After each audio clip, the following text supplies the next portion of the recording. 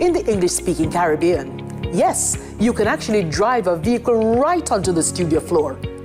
With over 4,000 square feet of floor space, the studio can easily be transformed.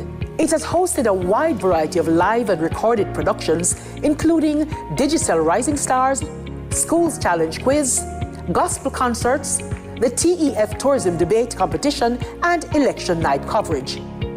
During the COVID-19 pandemic, it was a location for Reggae Sumfest and has hosted several reggae concerts, has hosted workshops, launches, town hall meetings, and over the years has been home to several TV dramas, including Oliver at Large and Lime Tree Lane. In addition to the rental of the studio, we can furnish a full crew to shoot and edit your production. So for your next major live or recorded event, or as a location to shoot films, programs, and commercials, PBCJ's Studio National is your best option. For smaller productions, you can book our more compact studio, Studio B. For bookings, call 876-665-7225 or email prod_pbcj@pbcjamaica.org. This is your reminder on how to mark your ballot. Easy and confidential. When you receive your ballot, take a moment to read it carefully. Mark your ballot clearly with an X beside the symbol of the candidate of your choice. Use only the pencil provided. Make sure it is visible. Once you're done, fold the ballot as instructed and return it to the presiding officer. Your vote is your voice. Make your mark, make it count. Your vote is your voice. Make it count by understanding your ballot. The presiding officer will instruct you on how to cast your ballot. Listen carefully as they explain how to mark, fold, and return the ballot paper. You'll be told the number of candidates, names of candidates, and symbols representing each candidate. Mark an X beside the symbol of the candidate of your choice using the pencil provided. If you're unsure about any part of your ballot, ask a poll worker or visit the Electoral Commission of Jamaica's website at ecj.com.jm. Remember, understanding your ballot ensures your vote is counted exactly as you intend.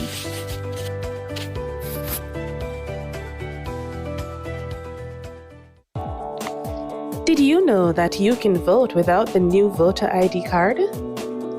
Once you're registered to vote, that is, your name is on the voters list, you can vote in the upcoming election. If you don't have your voter ID card, visit your polling station on election day and our trained election day workers will assist you. That was a message from the Electoral Office of Jamaica. Politicians are public servants. Voting is your chance to choose your representative. Your vote is your voice. It's your ticket to the national conversation about our best interests. Your decision at the polls shapes our world. Find out where and how you can vote by contacting the Electoral Commission of Jamaica.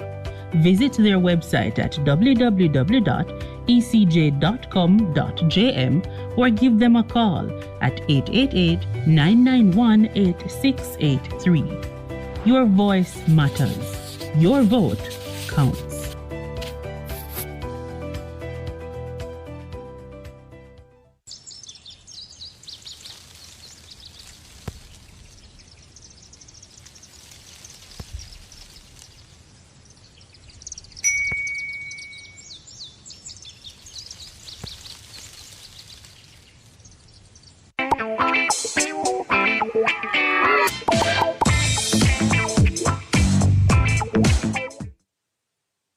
Welcome to the General Elections Debates, brought to you by the Jamaica Debates Commission in association with Scotiabank for Every Future, Kendall, the taste of quality, Sagicor Group, building trust one generation at a time, Glow, NCB, Arc Manufacturing, Water, JN Group, Lasco Chin Foundation, Pan Jamaica Group, Miss Birdie, H&L Homes, and VM Group. Tonight, we focus on the leaders. Our moderator is Archibald Gordon. Good evening. Welcome to the final of 3 general election debates organized by the Jamaica Debates Commission, staged before a live studio audience. The debates are intended to assist in identifying, clarifying, and understanding the issues being presented in this general election campaign. This evening's debate focuses on the leaders. Members of the panel of questioners are Dion Jackson Miller, Radio Jamaica 94 FM. And Giovanni Dennis, CVM TV. Taking and presenting questions from the public is our social media editor, Amoy Harriott, from CVM TV. I am your moderator, Archibald Gordon. As is customary, the audience is not to applaud the debaters except for now, after we announce each debater. Tonight, representing the People's National Party is party leader Mr. Mark Golding.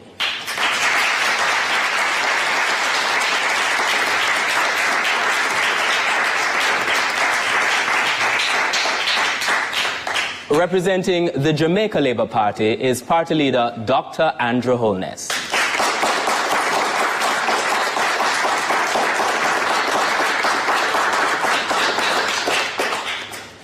The guidelines for tonight's debates have been previously agreed and are posted on the Debate Commission's website at www.jamaicadebatescommission.org. The guidelines include questions being no longer than 30 seconds, and each debater is allowed 90 seconds to respond to each question, and rebuttals are limited to 45 seconds. The questions posed in tonight's debate will come from 2 sources. The first source is you, the public. Send us your questions via direct message on Instagram, Facebook, and TikTok to Jamaica Debates. These will be checked, selected, and asked by our social media editor. The second source of questions is from our panel of journalists. Questions are not influenced by the Jamaica Debates Commission in any way. Our sign language interpreters tonight are Dorothy Williams and Terrian Bernard from the Caribbean Christian Center for the Deaf. Based on a previous coin toss, our first question tonight comes from Dion Jackson Miller of the RGR Group, and it will be directed to Dr. Andrew Holness.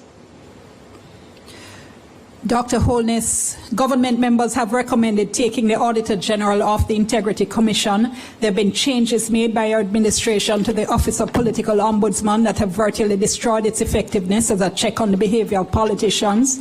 And there have been constant attacks by members of your administration on the Integrity Commission and on media and civil society groups that criticize your administration. Shouldn't Jamaicans be concerned about what appears to be a pattern by your administration of undermining oversight bodies in the public sector, civil society, and media? There is absolutely no attempt by my administration and indeed myself to undermine any oversight body. Indeed, we have acted to strengthen and make them far more efficient. In placing the oversight of the political ombudsman under the office of the Electoral Commission, that's a move to strengthen and give it far more institutional framework. I myself have been very complimentary and acted in a very dignified way as it relates to the Integrity Commission.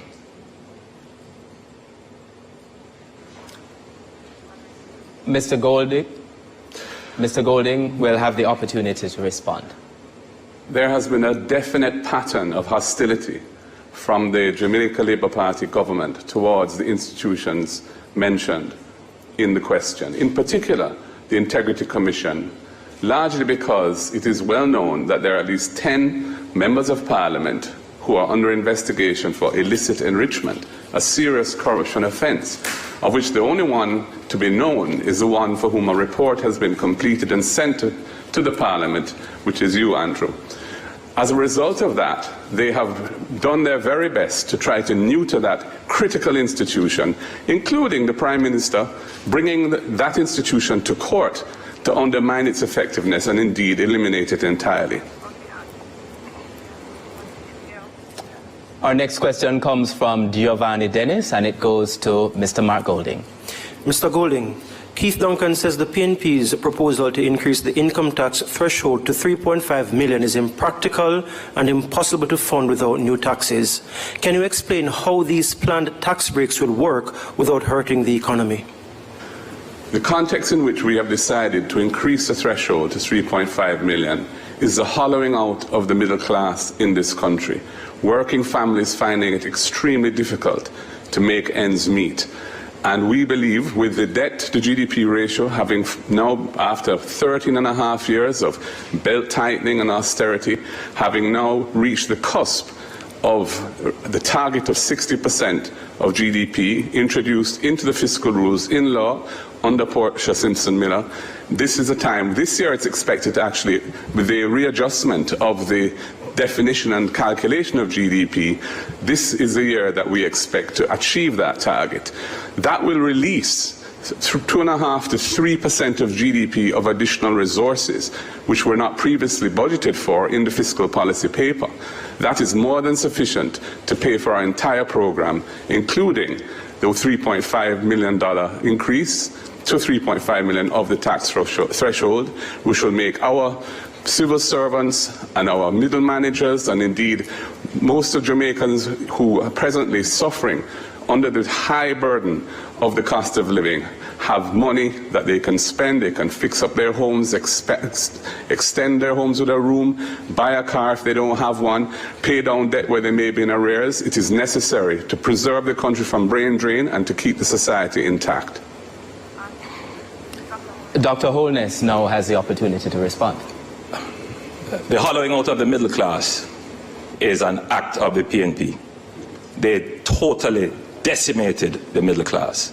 It is the Jamaica Labour Party that introduced the increase in the non-tax threshold that recreated a middle class in Jamaica. In fact, when you look at the salary profile of PAYE contributors, you would see that their salaries have all risen.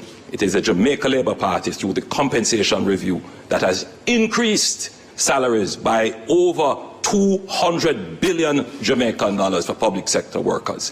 The current proposal of the PNP is unworkable.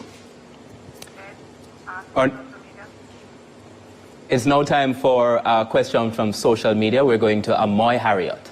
Thanks, Archie. Our first social media question tonight comes from Instagram. Shania in Kingston, she says, low voter turnout suppresses the effectiveness of a democratic society.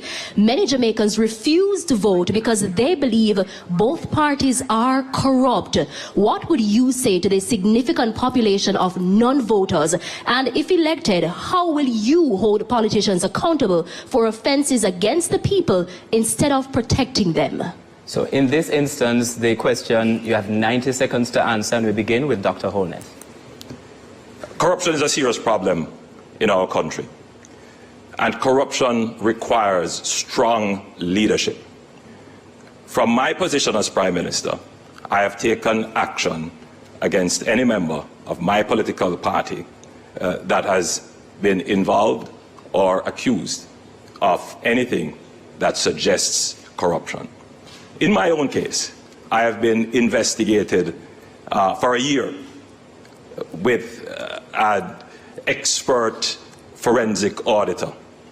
The findings of that report have suggested no corruption. There have been no charges.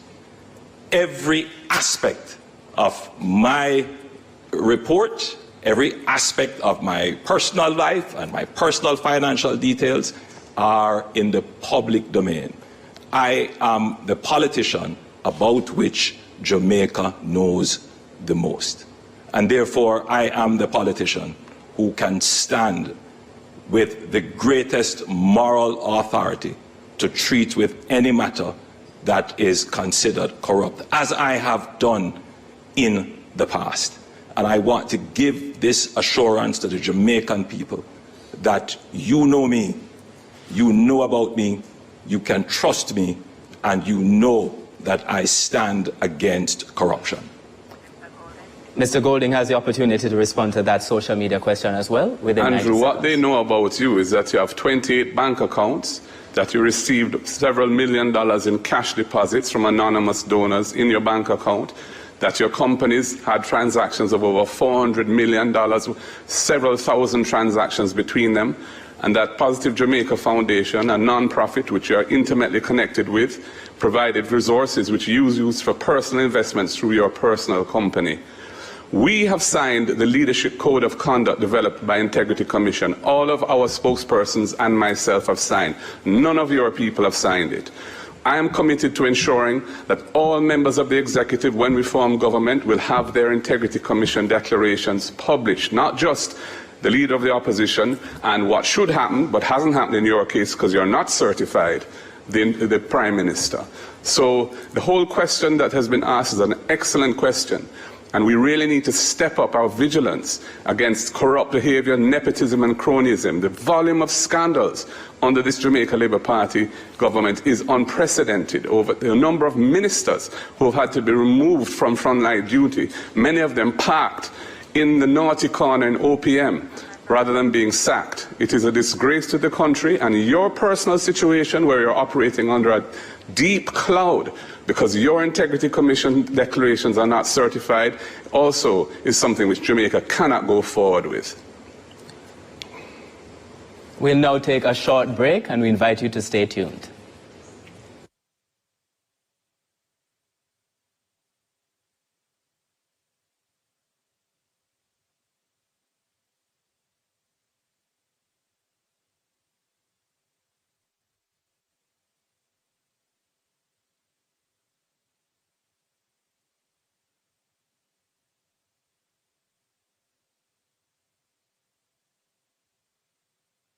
To the communities we serve. By empowering individuals and organizations, we are revitalizing communities and creating a more sustainable world for every future.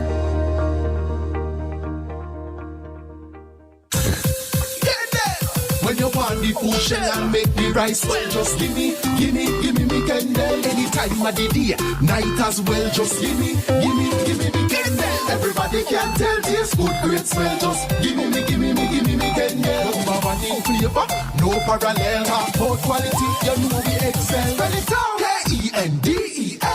Give me me Kendall. Another quality product from the CariMed Group. Just give me Kendall. At Flow, we understand your rhythm. That's why we're dedicated to building a network as resilient as you. With a team of familiar faces working every day to keep you on beat. You're at the heart of everything we do. And our commitment is to keep your rhythm flowing. No matter what. We love our country. Like you, we take pride in building Jamaica. The resilience of our people is cemented in our products, built to last for generations. Laying the foundation for thriving communities, we're committed to excellence and quality. Quality products, quality relationships. We're all proud Jamaicans, working hard, doing good, building a sustainable future for all. That same unbeatable spirit runs through us. We are ARC Manufacturing, made of Jamaica. This is your reminder on how to mark your ballot, easy and confidential. When you receive your ballot, take a moment to read it carefully. Mark your ballot clearly with an X beside the symbol of the candidate of your choice. Use only the pencil provided. Make sure it is visible. Once you're done, fold the ballot as instructed and return it to the presiding officer. Your vote is your voice. Make your mark, make it count. If you want $10,000 to spend this summer, what would you spend it on? Something nice? Something unforgettable? So theme park or all-inclusive? Ask the experts. If I win, you're not going to see me in the same outfit twice. Mommy, I got it covered. Tuition, everything. Masters, here I come. Invest in your future and celebrate while you're at it. Promotion ends September 14. Conditions apply. Team, we need to pass the ball quicker. Much quicker. And you need to make sure. Need to. I'm the coach. And I'm the assistant coach. No. Your job is to bring the water and keep us hydrated. Matter of fact, where's the water? I've got it, coach.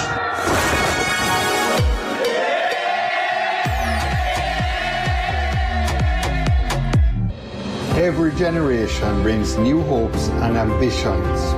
For 55 years, Sagicor has been helping Jamaicans to realize their dreams. As we celebrate our past, we look forward to continuing that legacy of trust, providing support and financial solutions for the next generation to succeed.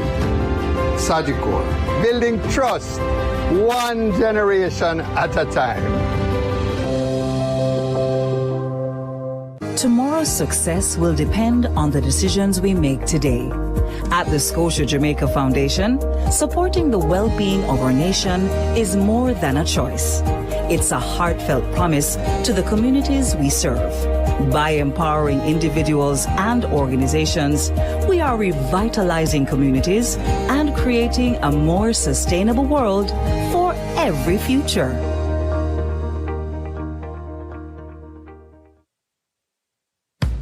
The general elections debates are presented by the Jamaica Debates Commission in association with Scotiabank for every future, Kendall, the taste of quality, Sagicor Group, building trust one generation at a time, Flow, NCB, Arc Manufacturing, Water, JN Group, Lasco Chin Foundation, Pan Jamaica Group, Miss Birdie, H&L Homes, and VM Group.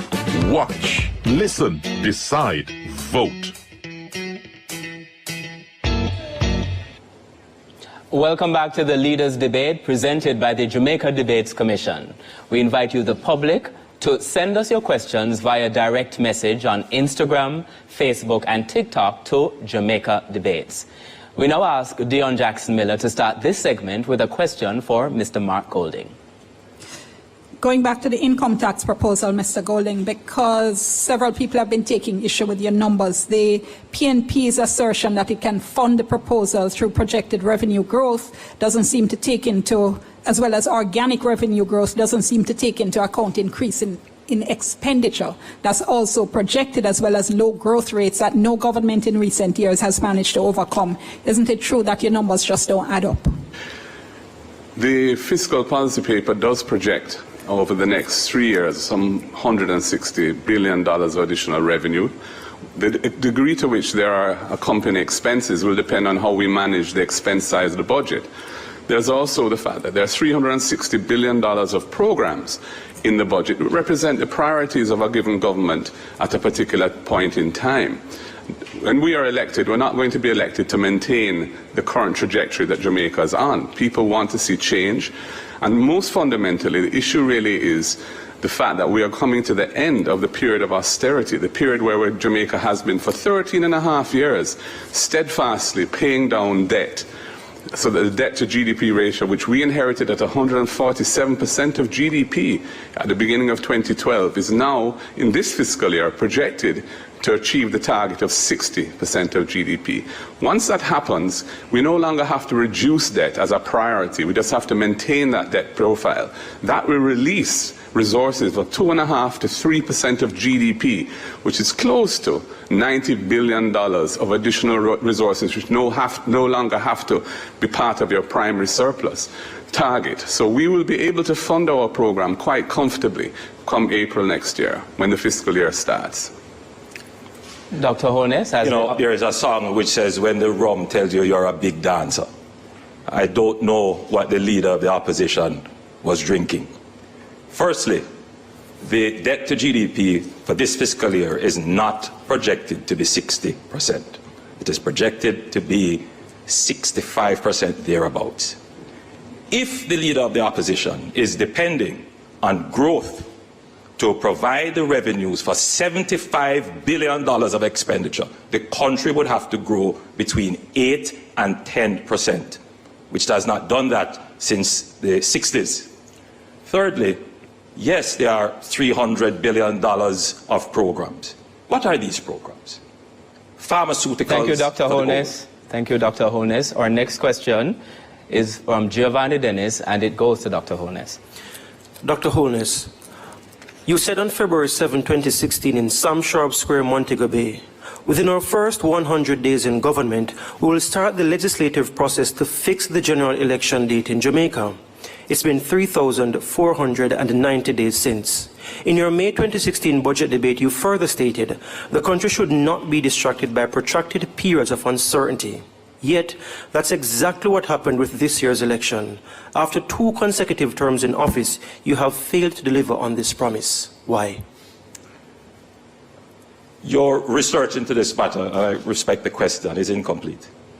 At the calling of the 2020 general elections, I explained to the public in Parliament that our government actually started work on fixed election date, and we found that it was inconsistent with our constitutional arrangements.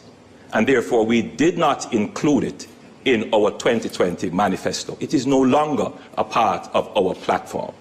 More to that, however, is the fact that in seeking to have all of these previous considerations included, we went about putting in place a constitutional reform commission that would bring all the considerations for constitutional reform under an expert review. That expert review was thwarted by the opposition.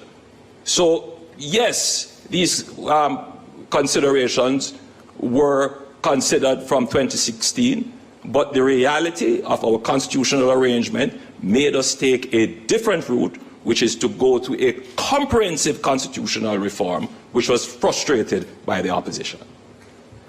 Over to Mr. Golding to respond. Just before I respond, just to point out that Mr. Holness's data is not current.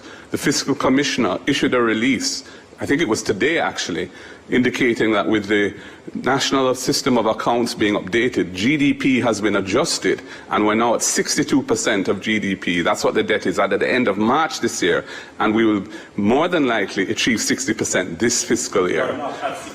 No, please, you're not entitled to do that.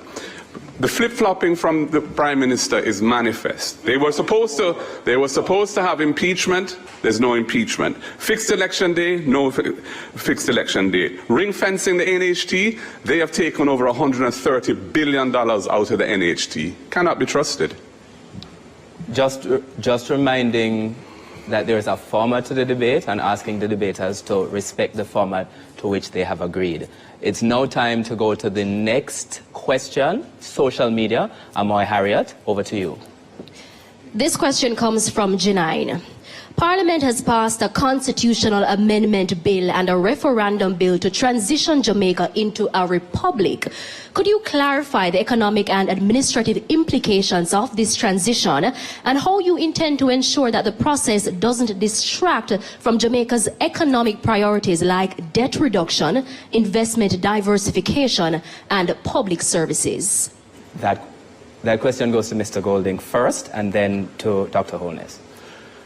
In answer to the question, we can whistle and ride. So we have done very well as a nation in reducing our public debt. We ensured that the fiscal rules were very strong with an algorithm, an equation in the fifth schedule to the Financial Administration Audit Act that determines the fiscal balance that must be hit by each year's budget, and that has ensured that successive governments have stayed on course to take it down to 60%.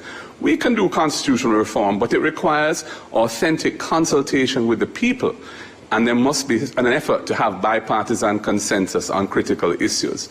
And we have not been able to achieve that consensus yet on the critical issue of decolonization, in particular our final court, which is now the Privy Council, the King's Court, that makes orders in the name of the King, as opposed to the regional court, which has been established, the Caribbean Court of Justice, which Jamaica helped to design, helped to fund, and which has developed over the last 20 years. a reputation for independence and excellence. There are aspects of the bills that are in Parliament now that we have big problems with. In particular, the fact that effectively it will allow the Prime Minister to appoint the President, because a simple majority of both houses will do it if we do not agree who that person is. I think that is wrong. I think that the President of the country must command the trust and confidence of both sides of the political aisle, and indeed the wider public. Dr. Holness? To be clear, the bills before Parliament do not give the Prime Minister the ability to appoint the President. We are the party that have advanced the greatest, the process of repatriating our sovereignty. I am a Jamaican through and through, and I want to see my country's sovereignty represented by a Jamaican. It puzzles me as to why the opposition is trying to frustrate this. The opposition says we must always consult the people, yet they do not want to consult the people on a fundamental architecture of our society, our final court of appeal. They are inconsistent, they are hypocritical, flip-floppers. They were the ones who nudged, encouraged, and agreed with the government that a process should be started for the repatriation of our sovereignty. Midway the process, they have turned around to say they have challenges with it. What is it that they really want? Are you truly a Jamaican? It's time for our next question. It is from Dion Jax Miller, and it goes to Mr. Golding.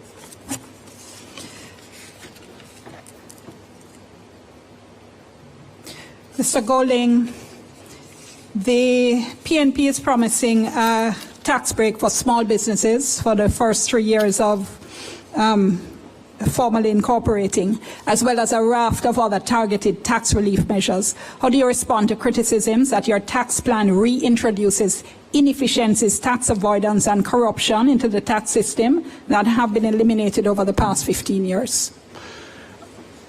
First of all, I think the Prime Minister repeated innuendo or direct attack which has been leveled by his party on my nationality. And, you know, I just wanted to just make it absolutely clear that I am indeed born here as a Jamaican. Here is my birth certificate, and it shows I was born at the University Hospital on July 19th, 1965, and it's right here. I hope your camera can pick it up. And I have a copy for you, Prime Minister, right here. And I wish you could provide me with a copy of your certification, but of course you can't do so. Now, on the question of tax, there's a third schedule to the GCT Act now, which has a long list of items which are not subject to GCT that are exempt. We feel that laptops and other devices are critical tools of trade, and it is wrong to tax them, and we are going to add them to that list. And similarly, sports equipment, which is vital for social cohesion. Sports is a critical part of keeping young people away from straying down the wrong path and so on. Why are we taxing those items? That cost of living is already high. So I don't agree. The system we have already caters for items which should not be taxed. And we're simply saying we want to adjust those items to include things that should be there but are not yet there. Dr. Holness? The Jamaica Labour Party is the only political organization to have reduced taxes. We reduced the GCT from 16.5% to 15%. And we have done so in a way that has not compromised our revenues or the sustainability of future programs. All, and I repeat, all the tax suggestions and promises of the opposition will compromise our fiscal arrangements and place us back in debt or result in increased taxes.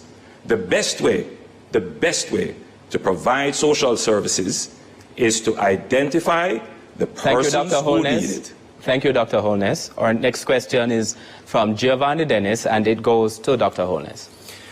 The Rio Cobre is a major water source for the St. Catherine Plains and communities in and around Spanish Town. Yet, since 2019, under your watch as Environment Minister, there have been close to a dozen chemical spills, causing fish kills and disrupting lives. You say you're a champion of the environment.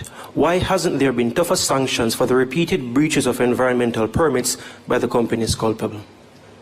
The Jamaica Labour Party has put in very tough sanctions, including the requirement for the provision of bonds.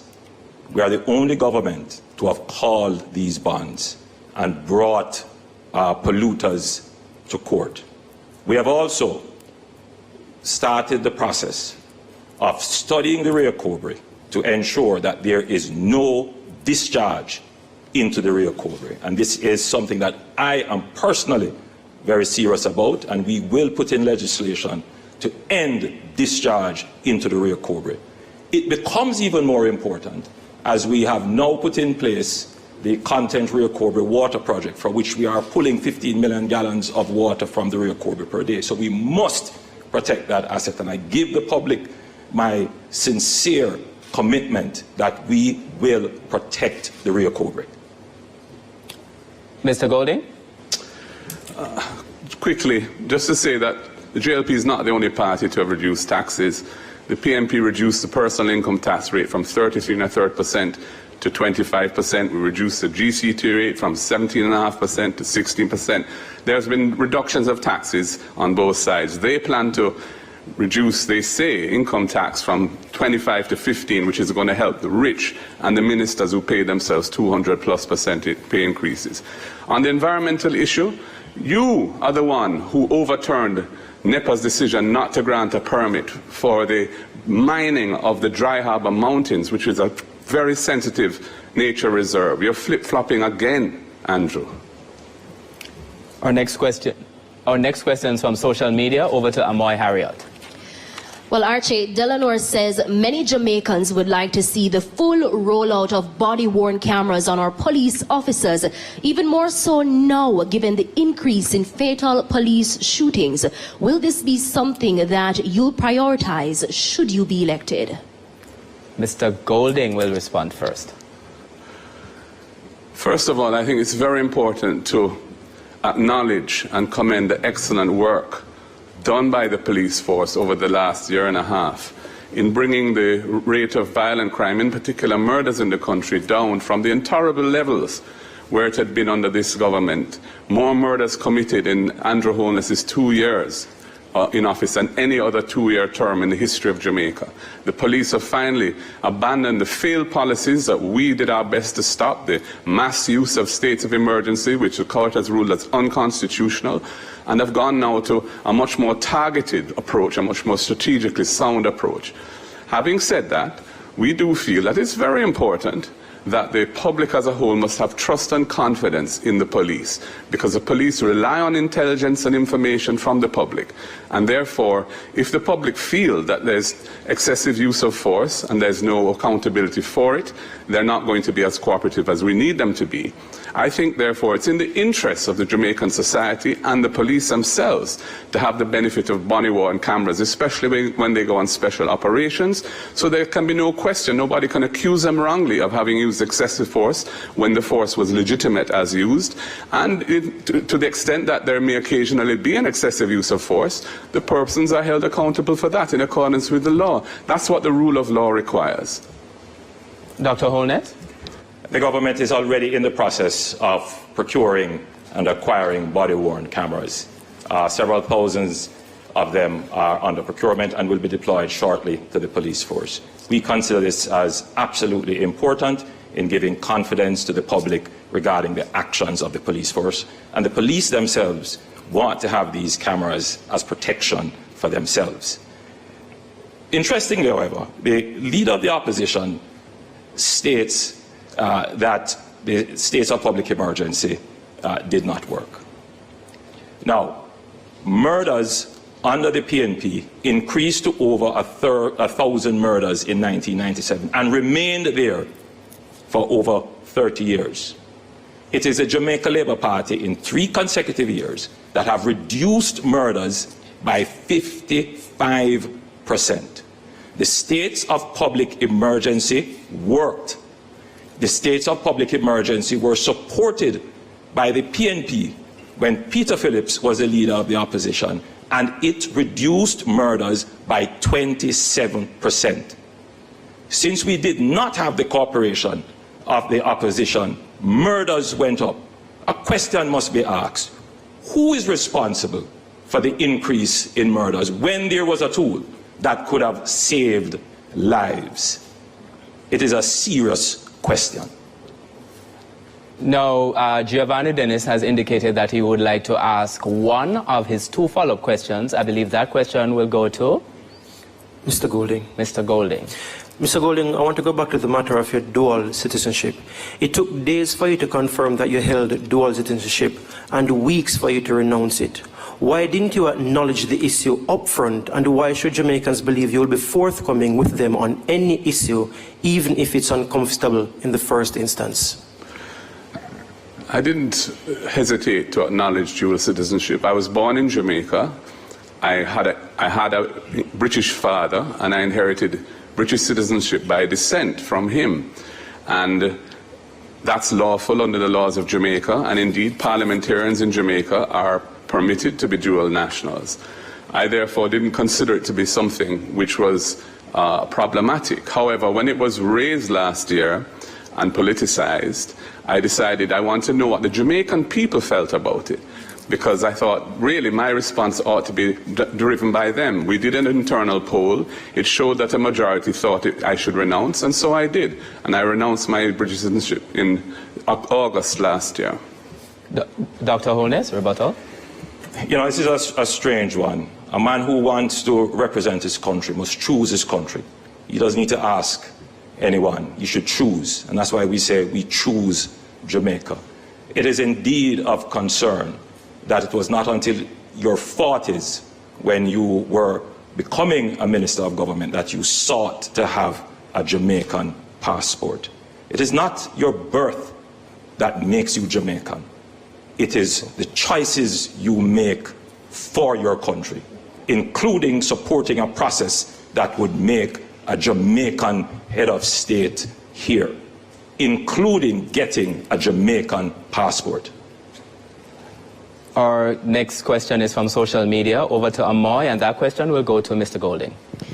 On TikTok, Taj says, given the current negotiations surrounding the U.S. Keep Call Centers in America Act and its potential to impact over 50,000 Jamaican BPO workers, how does your administration plan to safeguard both employment and livelihoods for young Jamaicans if outsourcing opportunities decline?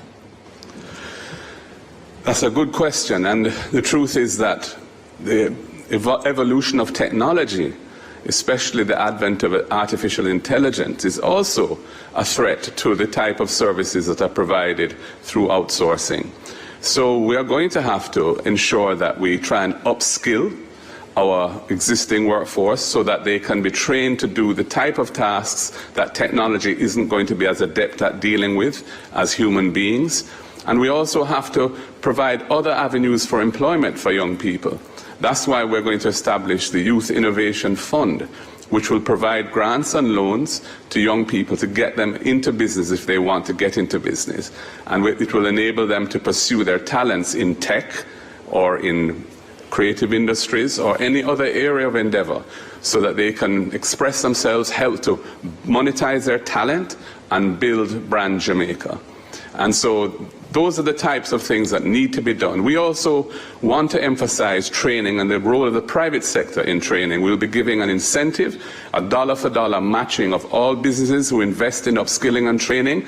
We will match their investment through the HEART program to encourage them to invest further in training and upskilling the workforce so they can employ more people in higher paying jobs. Right now, too many of our people are struggling in low income jobs, low wage jobs, low tech jobs.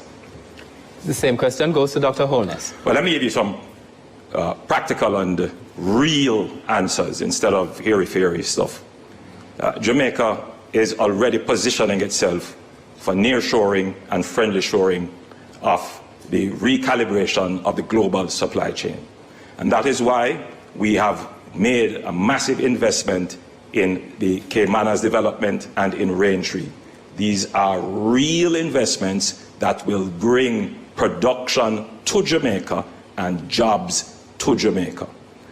We have already started to ensure that over 120,000 Jamaican youths can access training free of cost on the heart.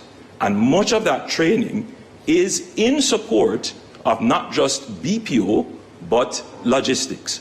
But more than that, we saw the change in technology coming and the impact it will have. And that is why we have invested in a coding and technology academy, the Amber Heart Academy, where hundreds of Jamaican youth are trained in not just the basics, but as high up as data science. Because what we want to create in our society are the trained skills that can attract the jobs that we are already negotiating for. You have a government that understands the changing global dynamics. Thank you, Dr. and putting in Holness. place measures to take advantage of it.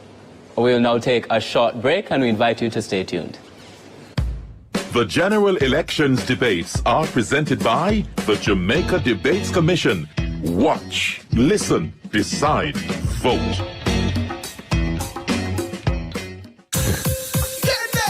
When you want the food shell and make the rice well, just give me me Kendall. Anytime of the day, night as well, just give me me Kendall. Everybody can tell tastes good, great smell. Just give me Kendall. Number one in flavor, no parallel. Half out quality, you know we excel. Spell it out, Kendel. Give me Kendall. Another quality product from the CariMed Group. Just give me Kendall. Tomorrow's success will depend on the decisions we make today. At the Scotia Jamaica Foundation, supporting the well-being of our nation is more than a choice. It's a heartfelt promise to the communities we serve. By empowering individuals and organizations, we are revitalizing communities and creating a more sustainable world for every future.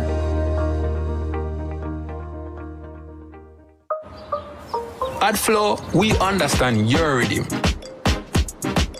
That's why we're dedicated to building a network as resilient as you.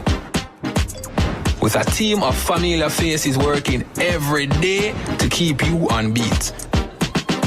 You're at the heart of everything we do. And our commitment is to keep your rhythm flowing. No matter what. We love our country. Like you, we take pride in building Jamaica. The resilience of our people is cemented in our products, built to last for generations. Laying the foundation for thriving communities, we're committed to excellence and quality. Quality products, quality relationships. We're all proud Jamaicans, working hard, doing good, building a sustainable future for all. That same unbeatable spirit runs through us. We are ARC Manufacturing, made of Jamaica. If you want $10,000 to spend this summer, what would you spend it on? Something nice? Something unforgettable? So theme park or all inclusive? Ask the experts. If I win, you're not gonna see me in the same outfit twice. Mommy, I got it covered. Tuition, everything, masters, here I come. Invest in your future and celebrate while you're at it. Promotion ends September 14. Conditions apply. Team, we need to pass the ball quicker, much quicker. And you need to make sure. Need to. I'm the coach. And I'm the assistant coach. No. Your job is to bring the water and keep us hydrated. Matter of fact, where is the water? I've got it, coach.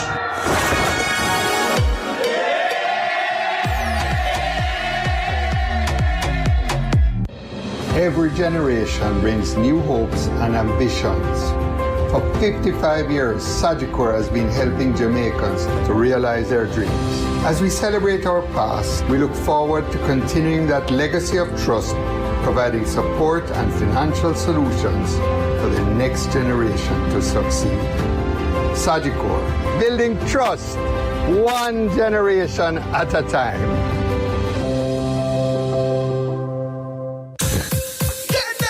When you want the food shell and make the rice well, just gimme me Kendall. Anytime of the day, night as well, just gimme me Kendall. Everybody can tell tastes good, great smell, just gimme me Kendall.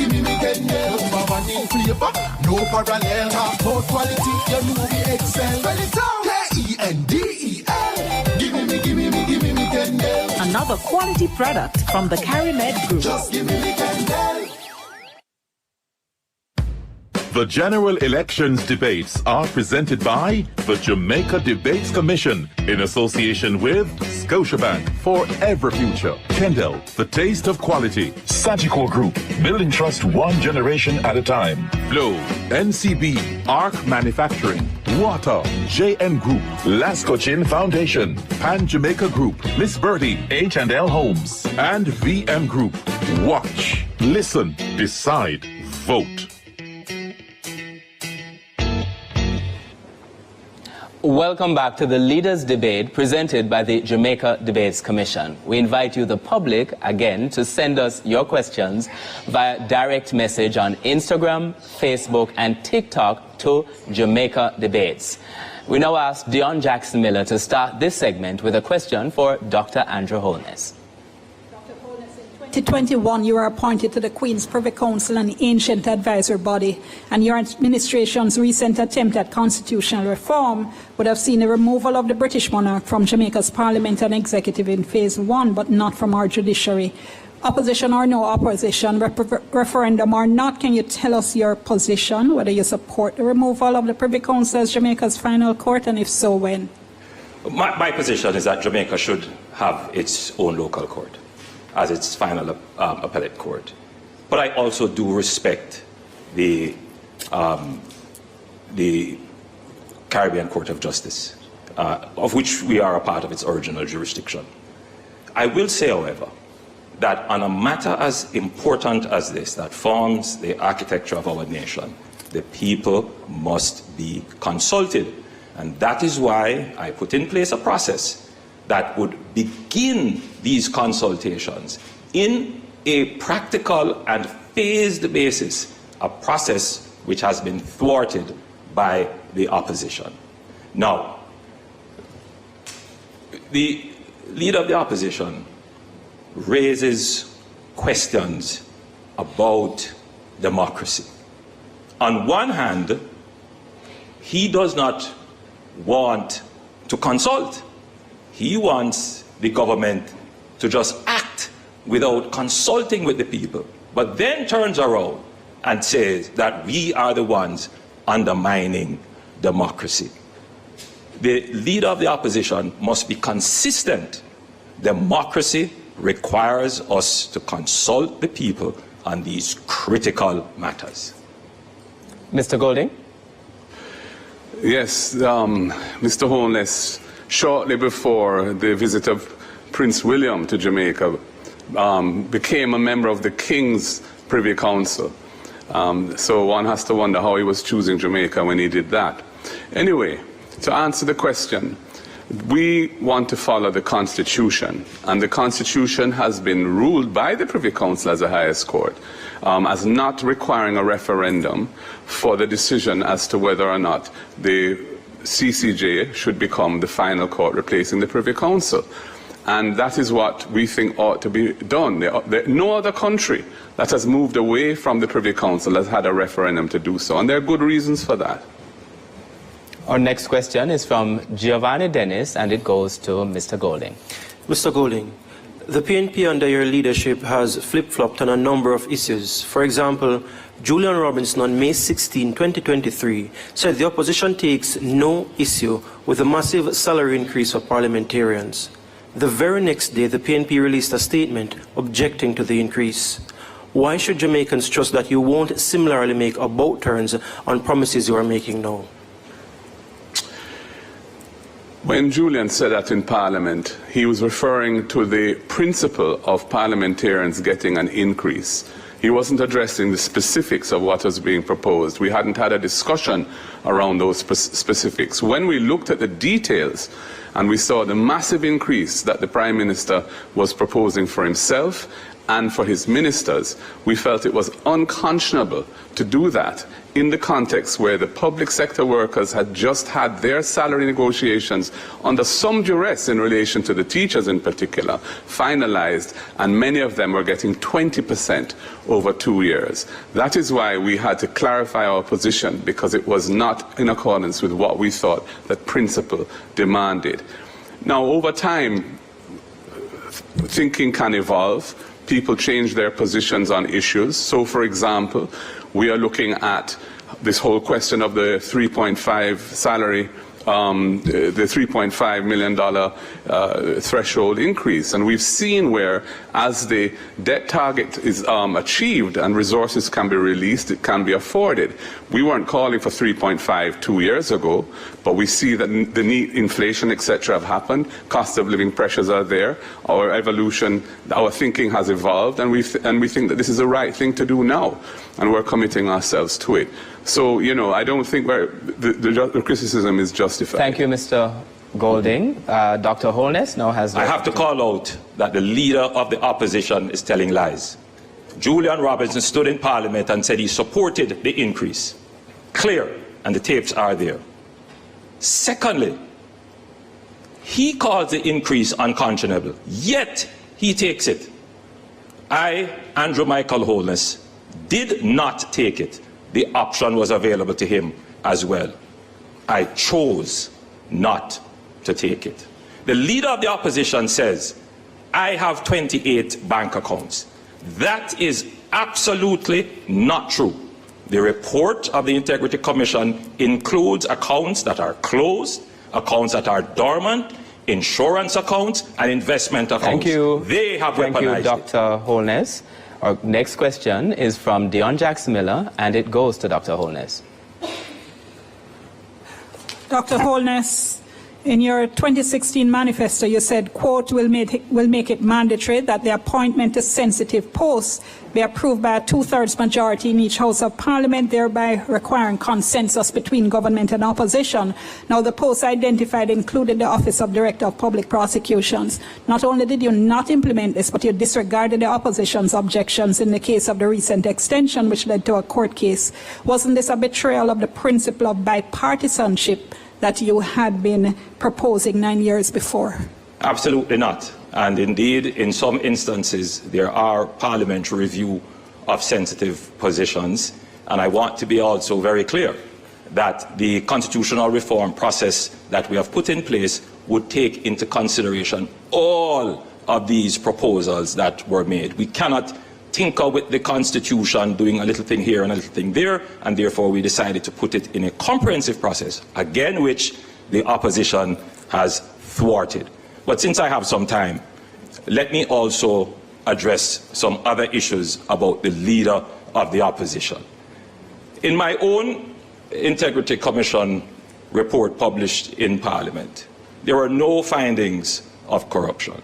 All my assets are in Jamaica, and I have declared everything to the Integrity Commission. The leader of the opposition, however, also had a report from the Contractor General previously, which found that they benefited from public resources in an irregular way. They termed it a sweetheart deal. In my report, there is no such thing. None of my resources are ever connected to any public funds or any public resources. However, for the leader of the opposition, the report was very clear that their operations were considered to be irregular and a sweetheart. Thank you, Dr. Holness. Mr. Golding has an opportunity to respond. The Prime Minister has no interest in bipartisanship. He has strong dictatorial tendencies and really would prefer not to consult with the opposition at all if he didn't have to. And I say that based on my experience with him over the last 5 years. He talks about he didn't want to tinker with the Constitution. Then why did he seek to amend the Constitution as a one-off, tabling the bill and seeking to pass it on the same day to extend the DPP's tenure beyond what was constitutionally allowed? That was tinkering, Prime Minister, so come on. And in terms of Integrity Commission reports, my declarations have been certified every year as being proper. Yours have not, because you are under investigation for illicit enrichment. Mr. Golding. Our follow-up question now, Deon Jackson has indicated she'd like to use the first of her follow-up questions. On the same issue of the DPP's appointment, Principal Dr. Holness doesn't require constitutional amendments, though. And if it is that you were committed to the principle of bipartisanship, why would you have rejected such strongly worded opposition coming from the opposition leader?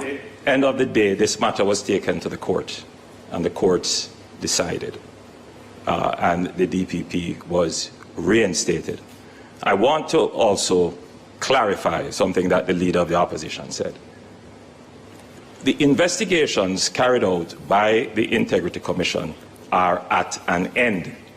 I am not currently under any investigation. There were no findings of corruption or charges. The leader of the opposition continues to try to weaponize these things because that is the only crutch he has to stand on. I, Andrew Holness, am thoroughly transparent. Thank you, Dr. Holness. Thank you, Dr. Holness. Mr. Golding has the opportunity to respond. Again, Andrew Holness is being disingenuous and tricky. The Integrity Commission referred his matters to the Financial Investigations Division, a law enforcement agency charged with investigating serious financial crimes, for further investigation. What was his response? When there was a vacancy at the head of it, he sought to appoint or influence the appointment of somebody who is his close personal friend and who had said publicly on nationwide radio that he didn't see anything wrong in the report on Mr. Holness's financial situation, the Integrity Commission's report.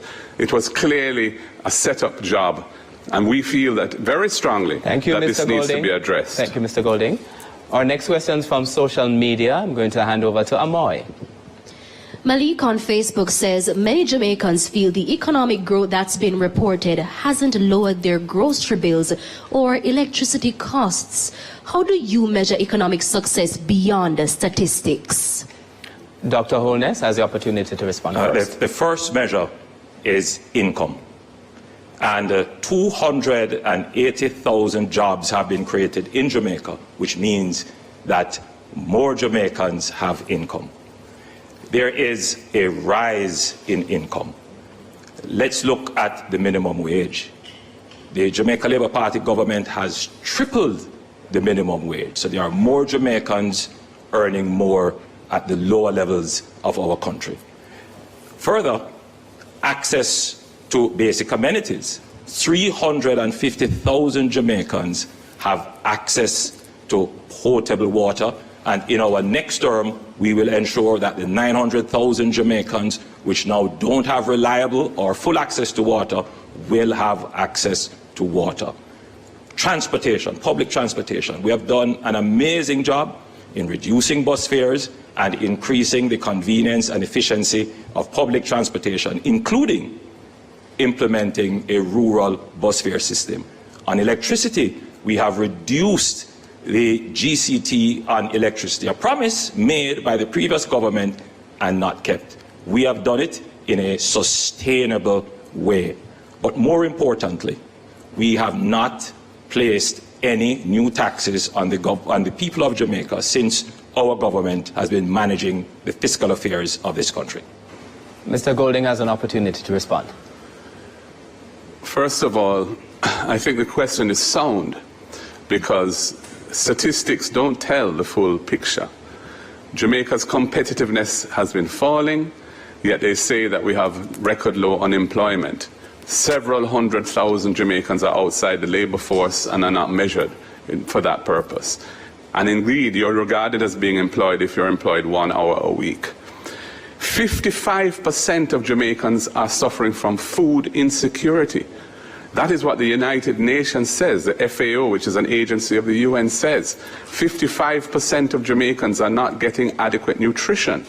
That is not consistent with prosperity or low poverty rates or low unemployment rates. As for transportation costs, those are extremely high for many Jamaicans, which is why we want to introduce the RIDE program, a subsidy for rural children to help them to get to school in an affordable way. It's $10,000 per child who needs it in each family. So if you have more than one child, each one of them would qualify for this, because we recognize that that is one of the causes of absenteeism in schools at the moment. As for electricity, the rate and cost of electricity under this government has gone way higher than where we left it at 23 cents per kilowatt hour. Now it's over 40. And as for the GCT, they are providing a subsidy at the moment, but they haven't said for how long, and there's no commitment to keep it on. Thank you, Mr. Golding.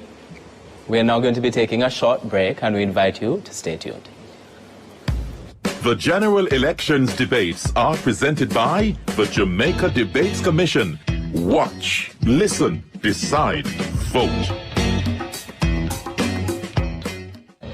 Every generation brings new hopes and ambitions. For 55 years, Sagicor has been helping Jamaicans to realize their dreams. As we celebrate our past, we look forward to continuing that legacy of trust, providing support and financial solutions for the next generation to succeed. Sagicor, building trust, one generation at a time. Tomorrow's success will depend on the decisions we make today. At the Scotia Jamaica Foundation, supporting the well-being of our nation is more than a choice. It's a heartfelt promise to the communities we serve. By empowering individuals and organizations, we are revitalizing communities and creating a more sustainable world for every future.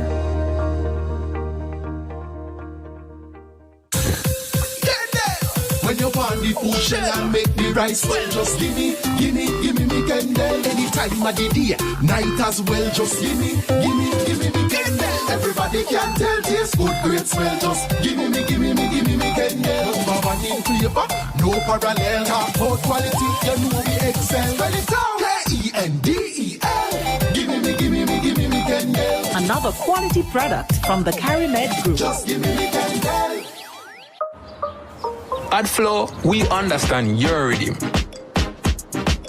That's why we're dedicated to building a network as resilient as you. With a team of familiar faces working every day to keep you on beat. You're at the heart of everything we do. And our commitment is to keep your rhythm flowing, no matter what. We love our country. Like you, we take pride in building Jamaica. The resilience of our people is cemented in our products, built to last for generations. Laying the foundation for thriving communities, we're committed to excellence and quality.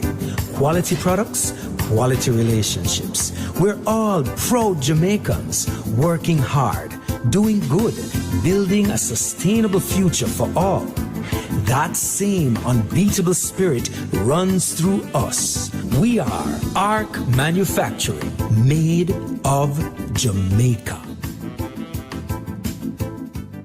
If you want $10,000 to spend this summer, what would you spend it on? Something nice? Something unforgettable? So theme park or all inclusive? Ask the experts.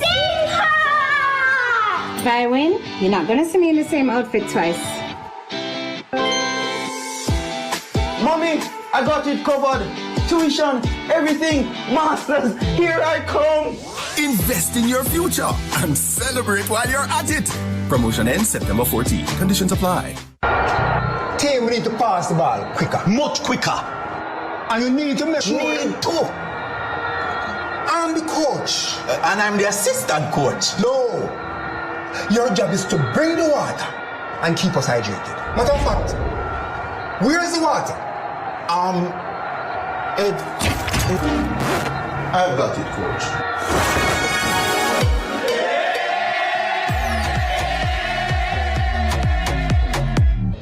Every generation brings new hopes and ambitions.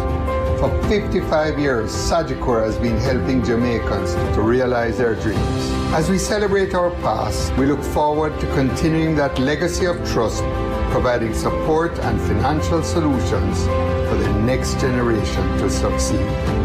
Sagicor, building trust, one generation at a time.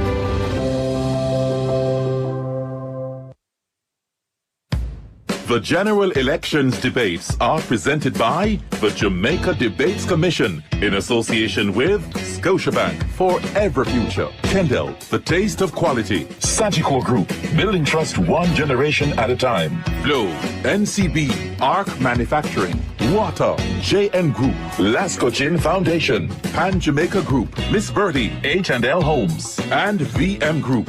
Watch, listen, decide, vote. Welcome back to the final segment of the Leaders' Debate presented by the Jamaica Debates Commission. We invite you, the public, to send us your questions via direct message on Instagram, Facebook, and TikTok to Jamaica Debates. Now, this segment actually begins with a follow-up question. Giovanni Dennis has indicated that he'd like to ask one of his follow-up questions, and that goes to Dr. Andrew Holness. Dr. Holness, on the matter of your government's hostility towards accountability institutions, in a world where journalists reporting on the conflict in Gaza are being murdered, the constant attacks on the press in Jamaica by both political parties undermine press freedom and has been reflected in Jamaica's slippage on the World Press Freedom Index. We have just seen the release of the names of journalists that both political parties objected to participating in the national debates. Why do both parties continue to undermine press freedom and put journalists in danger? To be clear, my political party does not undermine press freedom. To be clear, my political party did not object. The objections came from the PNP. And historically, it is the PNP that has been vociferous, including attacking a particular radio station. I personally have stayed away from any negative commentary about any journalists. Journalists are important, and I support strong journalism. And I want to make that absolutely clear. In the time I have, I will rebut. I am in no way associated with the head of the FID. My understanding is that the head of the FID is a friend of the leader of the opposition. Thank you, Dr. Holness. Mr. Golding has the opportunity to respond. Press freedom is a fundamental pillar on which democracy is based. And I and my party fully support press freedom. The Prime Minister said something which was untrue when he said that only our side objected to some journalists. Their side also objected. In fact, we objected to 3, they objected to 4 journalists. And the matter was eventually resolved, and here we are. And the truth is that some journalists in the country are not as independent as others, are not as professional as others, and it is quite legitimate to criticize persons who you don't feel are living up to the standards of their profession. But we would never do anything to threaten or undermine press freedom, or indeed to make any journalist feel unsafe. And if it ever happens, we'll take out whatever it needs to stop it happening. Thank you, Mr. Golding. Our next question is from Dion Jax-Miller, and it goes to Mr. Golding. Mr. Golding, Causal Barnett is a blind Jamaican who is also a very experienced and very qualified teacher, but who was out of a job for 4 years. Now, your manifesto promises to protect the right of persons with disabilities. Those Jamaicans are disproportionately affected by poverty. Vision 2030 says that governments haven't been living up to a reserve a percentage of public sector jobs for persons with disabilities. That would have helped people like Mr. Barnett and others like him. Would a PNP government implement such a recommendation? Thank you for that question, Dion. I come from a family that has delivered transformational national service to the country, in particular in the area of persons with disabilities. My father was the first orthopedic surgeon in Jamaica, and he established what was then the Polio Center, became the Mona Rehabilitation Center. And when he died in 1996, it was named after him. It's now called the Sir John Golding Rehab Center. He also established the Hope Valley Experimental School, a school for integrated education for able-bodied and children with disabilities. 2 parliamentarians went to that school, and he established the National Road Safety Council because of his awareness of the fact that many people who end up with disabilities is as a result of road traffic accidents. I am and we are very committed to implementing the UN Convention for the Persons with Disabilities, which Jamaica was the first country in the hemisphere to sign. And we are the ones who passed the Disabilities Act, brought it to Parliament. This government took 7 years to bring it into effect. We're glad it's in effect, but it needs to be actualized now in practice so that persons with disabilities feel and see the benefits of it. We are fully committed to that, and we are going to establish a National Disabilities Fund to aid persons with disabilities so that they can have their assistive aids, they can get help to establish themselves in business at home and improve sidewalks for their transportation. We are committed to the community of persons with disabilities. Dr. Holness has the opportunity to respond. To be clear, one of the things that I'm very proud of is that my administration has reserved under special orders through the NHD houses for persons with disability. They have a direct access. Under the new social housing program, we make it a point of duty to support persons with disabilities, and many persons with disabilities have benefited. Our administration have brought into effect the Disabilities Act. We continue to support the disabled community with grants and an increase in path benefits. Our government is committed to supporting persons with disability in Jamaica. Dion Jax-Miller has indicated that she would like to take her second follow-up question. Yes, Mr. Golding, we hear the broad statements of policy and principle, but what persons with disabilities want are jobs, which is why I'm asking specifically if your administration would implement a recommendation to reserve a certain percentage of public sector jobs for persons with disabilities. Yes, we have committed to that across MDNAs, ministries, departments and agencies, that we would like to see quotas or an allocation for the disability community to have the benefit of employment opportunities in the public sector. But we also recognize the need to ensure that those who have the capacity to deliver services or to make things at home are empowered to do so. And that's why we have the National Disabilities Fund, which we will establish to help them to get a start in life in the area of business and fulfill their talents and monetize their talents so they can uplift themselves and their families from their homes. So yes, we're fully on board with the idea that you mentioned, Ian. Dr. Holness, to rebut? Most definitely. We will do that, and we will do more. In fact, at the Office of the Prime Minister, we do make it a point of duty to ensure that persons with disabilities are employed at the Office of the Prime Minister, and we will give that directive, if it is not already in effect, to all the ministries. But more than that, people with disabilities want to be independent, and they want to work independently, many of them. And we, through various initiatives, including through the various development funds that we have, will provide resources to persons with disability so that they can start their own businesses. And I think that is really the critical thing, to ensure that our persons with disability are independently earning income. Our next question still goes to Dr. Holness, and it comes from Giovanni Dennis. Dr. Holness, communities like Charlemont, Birdsucker, Acadia, and many others across the corporate area have complained and have taken the government to court for inadequately regulated developments. Justice Hart Hines, in a 2021 ruling, said the KSAMC and NEPA have been dilatory in their mandate to enforce local planning laws and regulations. In December 2021, he said work was being done to restructure the entire approval process, yet the issues persist. Why isn't more being done to force the KSAMC and the NEPA to do their jobs to enforce the building regulations? When that comment was made, the situation was as you have said. Since then, there have been significant improvement in enforcement, and including a new planning order for Kingston and St. Andrew, which clarifies many of the issues that were in contention, including we have included more inspection officers at the KSAMC, and there are more cases now being brought to court which are being prosecuted. So there has been an improvement. However, I believe that there is still much more work to be done in terms of increasing the enforcement capabilities. And yes, there are some legislative changes that need to be clarified, particularly as to how titles are issued and how densities are approved.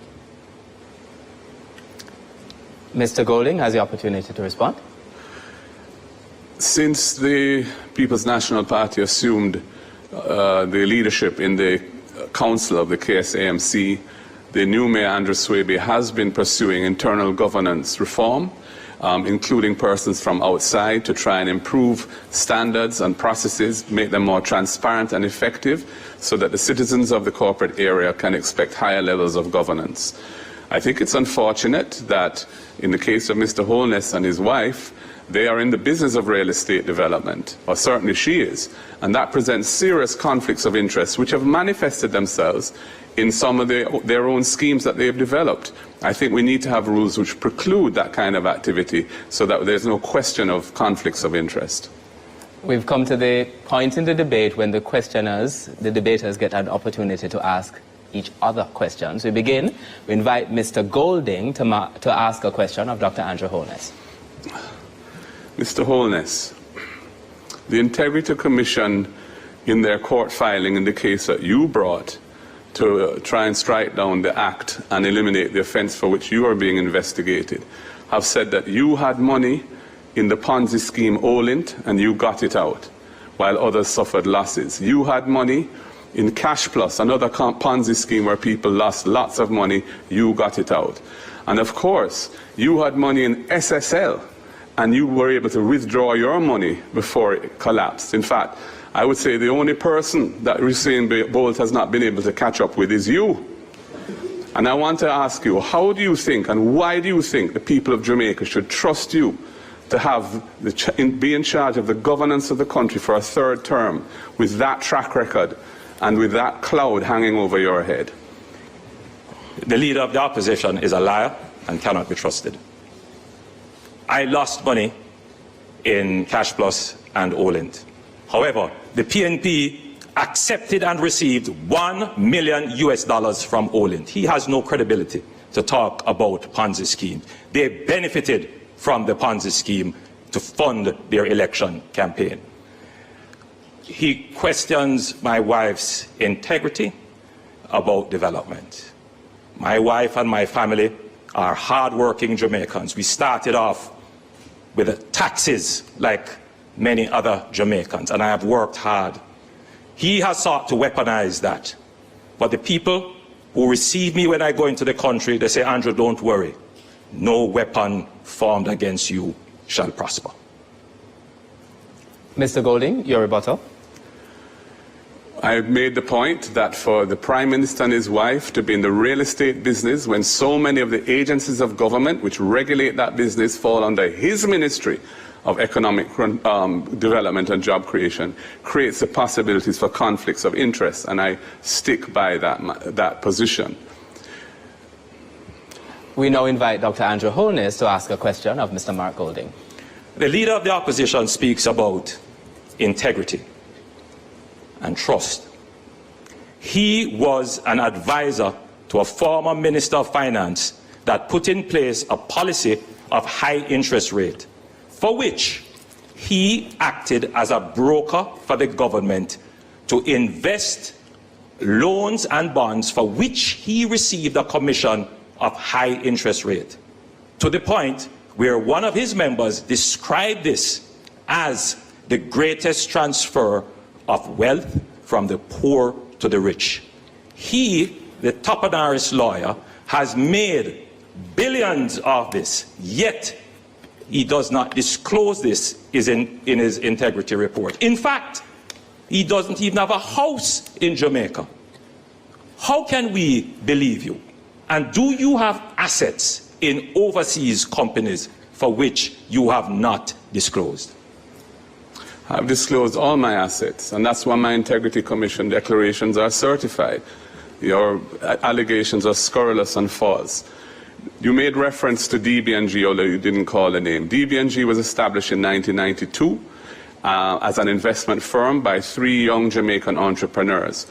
When the financial sector meltdown occurred some years later, and FinSAC was established as a response to try and protect the savers of this country so they didn't lose their money in their deposits in the banking system and their pensions and so on, DB&G, like other financial firms at the time, had to navigate that carefully to survive. We eventually were approached by a leading international bank, Scotiabank, who did a thorough due diligence on the company. It's a listed company. We were a listed company from inception. Our audited financial statements are public. Our quarterly financial statements are public. They looked at us inside out and upside down, found nothing, absolutely nothing untoward, and they bought the company. And we have nothing to hide on when it comes to DB&G. I would say, why is your government, having spent $200 million on this commission of inquiry into FinSAC, hiding the FinSAC report? Is it because you and your wife bought a house from somebody who had been FinSAC'd? You're a hypocrite, Andrew Holness, to be accusing me of anything in relation to FinSAC when you have been a direct beneficiary of the losses of somebody who was FinSAC, who lost their home because of FinSAC. Again, you go to attacking my wife when you, according to the Contractor General's report, benefited from a sweetheart deal that was irregular. You benefited off the backs of the Jamaican people in creating your wealth. You were a connected party with the then Minister of Finance, and you advised and created the FinSAC debacle with high interest rate. You benefited from FinSAC. I did not purchase a FinSAC house. I bought a house on the open market. And again, you come with weaponized lies. Your lies will not work. We now go to closing statements. Now, based on the earlier coin toss, Mr. Mark Golding of the PNP will go first. The general election next week, Wednesday, presents a historic opportunity for the people of Jamaica. After 13.5 years of belt tightening and austerity, we are finally in a situation where the debt to GDP ratio has achieved, or is on the cusp of achieving, the 60%, which was written into the fiscal rules by Portia Simpson Miller. That means that the fiscal rules and prudent economic management can change gear and look at how we can grow the economy and build a society with a better quality of life for all. We see some serious issues that need to be addressed. 700,000 Jamaicans or thereabouts live on public land, lands where they've built their homes, but they don't have titles. The colonial era law set the period as 60 years of occupation before they can get ownership. We are going to reduce that to 25 years. We're going to give them titles. And that is going to unlock over $1 trillion of wealth, which is now sealed up and quarantined in the old colonial era law that is still on the books. That is why also we're increasing the threshold to 3.5 million, so working families who are struggling to make ends meet can get a little break so they can live a better life. It's why we're going to be removing the tax from the overtime pay of workers earning up to $6 million so they can make it easier in life as well. And when I govern the country as Prime Minister to serve you, I will ensure that accountability and transparency are at the center of what we do, and any hanky-panky, any violation of the public trust will be met with the full force of the law with no protection from me. And that is a huge difference between the government I will lead and the government of Andrew Holness. That is why I'm asking you, on Election Day, next Wednesday, vote for the People's National Party. Put your ex beside the head. Time come for a better life. We now invite Dr. Andrew Holness of the JLP to go ahead with your closing statement. The administration that I lead on your behalf has cut the debt in half. We have created 280,000 new jobs, brought in 85,000 persons into the labor force. We have tripled the minimum wage. We have cut murders by 55% over the last 3 years. You have had no new taxes to worry about. This administration has taken on the previously thought of impossible to solve problems, and we have solved them. We are an administration of performance. In our next term, our pensioners who have worked so hard will get a break. Those earning $6 million or below will pay no income tax. We will give a new income tax rate, which will be graduated, which will see everyone paying lower taxes. You will see 60,000 more houses being brought on the market, with 15% of them dedicated to young people. We will give incentives to developers to build houses for young people. You will see a new transportation system for rural school children coming into being. You will see more work being done on reducing electricity. Our government is a government of performance. This election is about a clear choice. Promise or performance. That's what it is. You have to make a decision. Who can deliver? It is this administration that has taken on the difficult problems, and we have delivered for you. I ask you on election day to vote for what is best for Jamaica.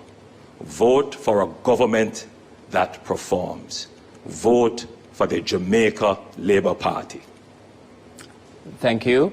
Thank you, Dr. Holness. Thank you, Mr. Golding. In the good spirit of the debates, we now invite Dr. Holness and Mr. Golding to shake hands.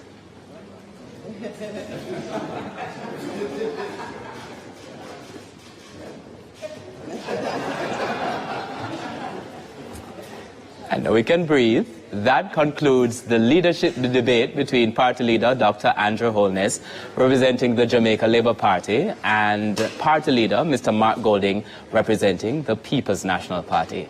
Our sincere thanks to both party leaders and all the debaters. This was the final debate in the 2025 General Election Debate Series.